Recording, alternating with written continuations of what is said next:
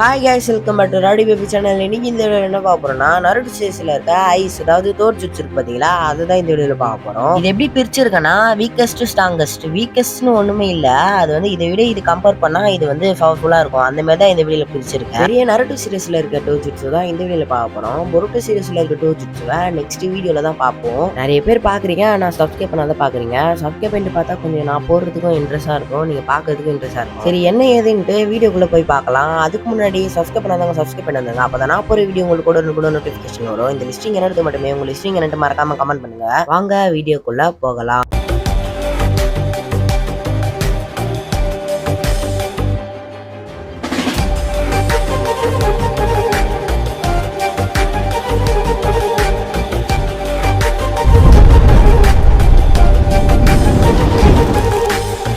Eighth பிளஸ்ல இருக்கிறது ஷரிங்கான் first டோமோ. இந்த ஷரிங்கானோட first டோமோனா என்னன்னு பார்த்தோம். இஜாக்கலனை சேர்ந்த எல்லாருக்குமே இந்த ஷரிங்கான் அவேக் ஆகும். அப்படி அவேக் ஆகும் போது இந்த ஃபர்ஸ்ட் டோமை தான் வரும். அதாவது உங்க ஐல வந்து சின்ன கமா மாரி வரும், அதை தான் வந்து ஃபர்ஸ்ட் டோமைன்னு சொல்லுவாங்க. அண்ட் அஃப்கோர்ஸ் இது எப்படி எல்லாருக்கும் அவேக் ஆகும்ட்டு உங்களுக்கு தெரிஞ்சிருக்கும்னு நினைக்கிறேன். ஒரு எமோஷனல் ஸ்டேஜுக்கு போகும்போது தான் இந்த ஷரிங்கான் அவேக் ஆகும். சரி, அந்த ஷரிங்கானோட ஃபர்ஸ்ட் ஸ்டேஜ் தான் இது. சரி, இதோட பவர் என்ன, இதை வச்சு என்ன பண்ணலாம்னு கேட்டீங்கன்னா, ஒரு எனிமிஸோட அட்டாக்க பாத்தீங்கன்னா நம்மளால இதை வச்சு காப்பி பண்ணிக்க முடியும். அண்ட் உங்க ஆப்போனன்ட் எவ்வளவு ஃபாஸ்டா மூவ் பண்ணாலும் சரி, இந்த ஷரிங்கனை வச்சு ஈஸியா பார்க்க முடியும். அது மட்டும் இல்லாத இந்த ஃபர்ஸ்ட் டோமையை வச்சு கென்ஜுட்ஸை யூஸ் பண்ண முடியும். பட் இது எல்லாராலையும் முடியாது. இந்த ஷரிங்கானு ஃபர்ஸ்ட் ஸ்டேஜ்ன்றதுனால வந்து இதை வச்சு கென்ஜுட்ஸுவை பவர்ஃபுல்லா யூஸ் பண்ண முடியாது. ஆனா நம்ம பொருட்டோ சீரிஸ்ல சாரடா வச்சா இருக்காங்க பாத்தீங்களா, அவங்க இந்த ஃபர்ஸ்ட் ஸ்டேஜையே வச்சு கென்ஜுட்ஸுவை பவர்ஃபுல்லா யூஸ் பண்ணிருப்பாங்க. ஆனா இது பொருட்டோன்றதுனால இந்த வீடியோல பேசவேனா, அதுக்கு தனி வீடியோ இருக்கு. இது ஃபர்ஸ்ட் ஸ்டேஜ்ன்றதுனால இதை வச்சு எதுவுமே பண்ண முடியாது, எது பண்ணாலும் ஸ்ட்ராங்கஸ்டா இருக்காது. அதனாலதான் நான் இந்த ஃபர்ஸ்ட் டோமைய 8th பிளேஸ்ல போட்டிருக்கேன். 7th பிளேஸ்ல இருக்கிறது செகண்ட் டோமோய். முன்னாடி ஒரு கமா இருந்துச்சு பாத்தீங்களா, அதே வந்து எக்ஸ்ட்ரா ஒரு கமா வந்திருக்கும். இந்த ஃபர்ஸ்ட் டோமை வந்துச்சுனாலே இந்த செகண்ட் டோமை வந்து ஈஸியாவே கிடைச்சிடும். அண்ட் இதோட பவர்ஸ் என்னன்னா, இதுக்கு தனியா ஒரு பவர்லாம் கிடையாது. ஃபர்ஸ்ட் டோமையை பார்த்தோம் பாத்தீங்களா, அதோட பவர் தான் வந்து இங்க இன்க்ரீஸ் ஆயிருக்கும். ஃபார் எக்ஸாம்பிள் சொல்றேன்னா, ஃபர்ஸ்ட் டோமை இருந்துச்சு பாத்தீங்களா, அதை வச்சு ஆப்போனன்ட்டோட மூவ்மெண்ட்டை பார்க்கலாம். அதாவது உங்க ஆப்போனன்ட் எவ்வளவு ஃபீடா மூவ் பண்ணாலும் அதை வந்து உங்களால பார்க்க முடியும். ஆனா அவங்க அட்டாக் பண்றத வந்து உங்களால கணிக்க முடியாது. பட் ஆனா உங்களுக்கு இந்த செகண்ட் டோமை வந்துச்சுனாலே உங்களோட ஆப்போனன்ட் வந்து இங்க தான் அட்டாக் பண்ண போறான் அப்படின்றத கணிச்சு அதை வந்து ஸ்டாப் பண்ண முடியும். பட் இது அதே பவர் தான் செகண்ட் டோமைல வந்து கொஞ்சம் இன்க்ரீஸ் ஆயிருக்கும். 6th பிளேஸ்ல இருக்கிறது நம்மளோட 3வது டோமை அன்லாக் ஆகும். இதுதான் பாத்தீங்கன்னா முழு கம்ப்ளீட் ஷேரிங்கானே சொல்லுவாங்க.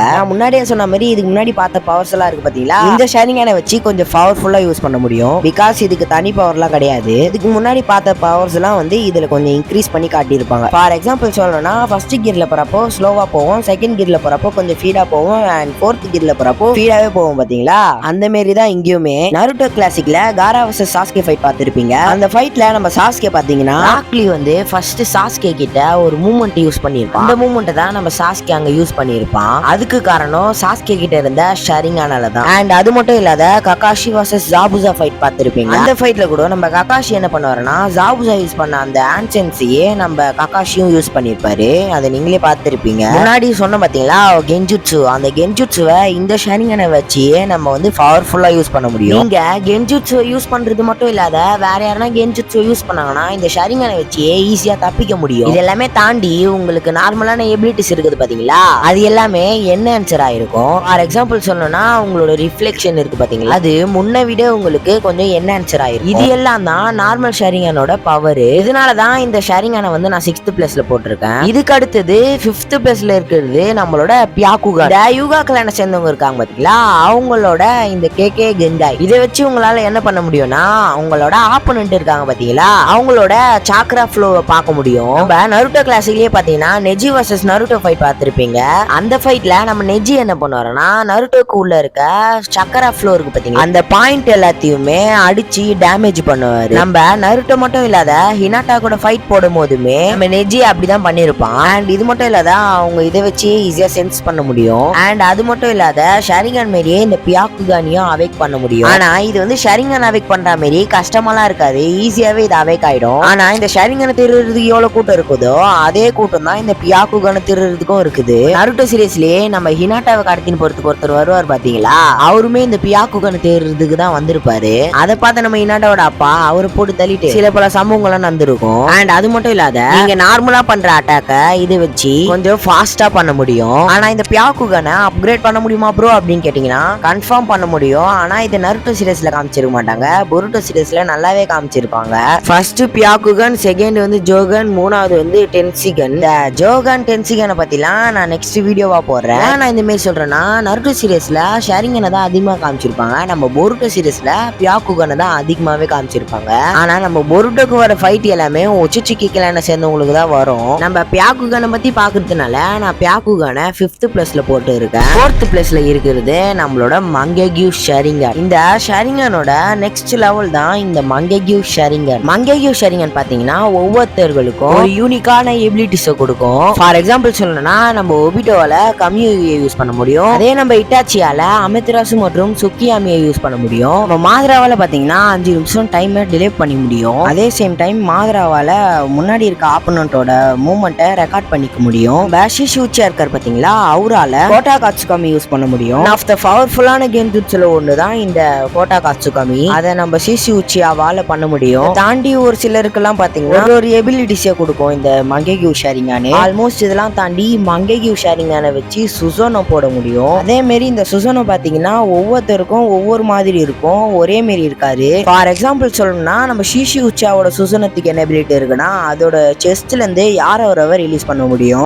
யூஸ் பண்ற யாரோ ஒருவ வந்து யாராலையும் யூஸ் பண்ண முடியாது. அதே சேம் டைம் நம்ம சாஸ்கேவோட சுசோனோ என்ன யூஸ் பண்ணோம்னா இந்திரா சேரோன்ற சேரோ யூஸ் பண்ண முடியும். அது பாத்தீங்கன்னா வேற யாருகிட்டயும் இருக்காது. இந்த சுசோனோட ஃபுல் வீடியோ வேணும்னா ஆல்ரெடி நம்ம சேனல்லயே போட்டாச்சு. இந்த வீடியோல கூட டிஸ்கிரிப்ஷன்ல லிங்க் கொடுத்துருக்கேன், மறக்காம போய் பாருங்க. இந்த வீடியோ முடிச்சிட்டு என்னதான் இந்த மங்கெக்யூ ஷேரிங்கனை வச்சு இவ்வளவு பவர்ஸ் யூஸ் பண்ணாலுமே இதுக்குன்னுட்டு சில பல வீக்னஸ் எல்லாம் இருக்குது. அதோட முக்கியமான வீக்னஸ் என்னன்னா நீங்க இந்த மங்கெக்யூ ஷேரிங்கனை அதிகமா யூஸ் பண்ணீங்கன்னா கண்ணு உங்களுக்கு பிளைண்ட் ஆக வாய்ப்பு இருக்கு. அது மட்டும் இல்லாத இந்த மங்கெக்யூ ஷேரிங்கன் அளவுக்கு மீறி இந்த சக்கராவை அப்சர்வ் பண்ணிக்கும். மற்றபடி இந்த மங்கெக்யூ ஷேரிங்கனோட பவர்ஸ் எல்லாம் அச்சிக்கவே முடியாது. சோ அதனாலதான் இந்த மங்கெக்யூ ஷேரிங்கனை நான் 4th பிளேஸ்ல போட்டிருக்கேன். 3rd பிளேஸ்ல இருக்கிறது நம்மளோட இன்டர்னல் மங்கெக்யூ ஷேரிங்கன். இதுவுமே பாத்தீங்கன்னா இதுக்கு முன்னாடி பார்த்த ஷேரிங்கனோட அட்வான்ஸ் லெவல் தான் இந்த இன்டர்னல் மங்கெக்யூ ஷேரிங்கன். இதை நீங்க மத்த ஷேரிங்கனை அவேக் பண்ற மாதிரிலாம் இந்த ஷேரிங்கனை நீங்க அவேக் பண்ண முடியாது, இன்க்ளாண்ட் தான் பண்ண முடியும். ஃபார் எக்ஸாம்பிள் நம்ம சாஸ்கேவோட மங்கெக்யூ ஷேரிங்கன் அதிகமா யூஸ் பண்ணதுனால அவரோட கண்ணு போயிடும். அதனாலதான் நம்ம இட்டாச்சியோட மங்கெக்யூ ஷேரிங்கனை எடுத்து அவரோட கண்ணுல வைக்கிறப்பதான் அவருக்கு இன்டர்னல் மங்கெக்யூ ஷேரிங்கனை ஆக்டிவேட் ஆயிடும். அதே சேம் டைம் நம்ம மாதரா உச்சா இருக்கார் பாத்தீங்களா, அவரோட தம்பியான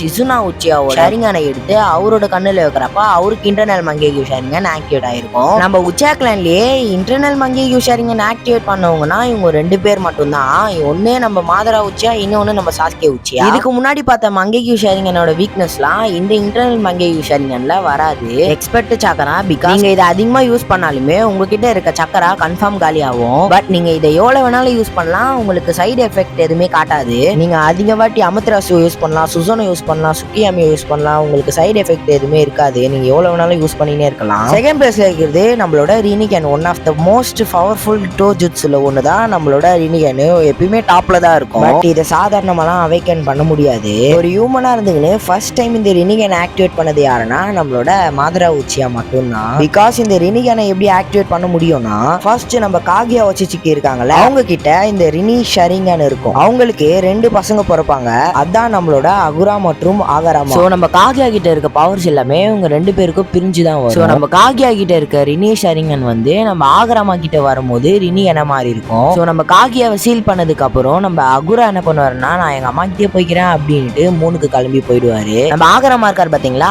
அவருக்கிட்ட 2 குழந்தை பிறப்பாங்க.